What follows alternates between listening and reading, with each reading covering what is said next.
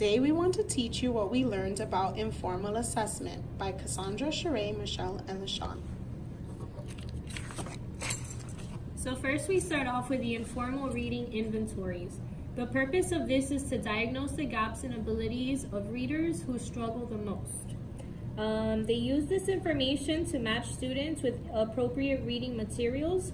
They place the children in guided reading groups and design instruction to address students' noted strengths and needs, and document reading progress over time. IRIs provide information about students' reading stages and knowledge sources. Bader is one of the assessment formats that are considered to be informal. It comes in 3 forms: children, adolescent, and adults. It tests phonemic awareness, and it has a balance of text types, which also measure fluency.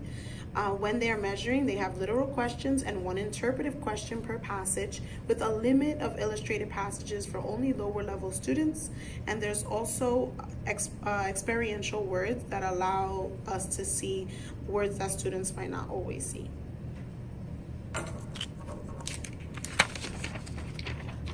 Cooter, Flint, and Cooter talked about literal, inferential, evaluative, story elements of the narrative, and expository grammar elements, retelling the rubric, emergent literacy assessments, also English and Spanish.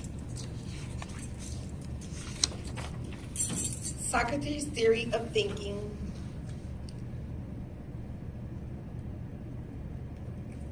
enables students to think for themselves than to merely fill their heads with right answers. He engages his pupils in dialogues by responding to their questions with questions. Given opportunities to examine a common piece of text, to think critically, analyze multiple meanings in text, express ideas with clarity and confidence. Dialogue is exploratory and involves the suspension of bias and prejudice. Participants in a Socratic seminar respond to one another with respect by carefully listening instead of interrupting. Students are encouraged to paraphrase.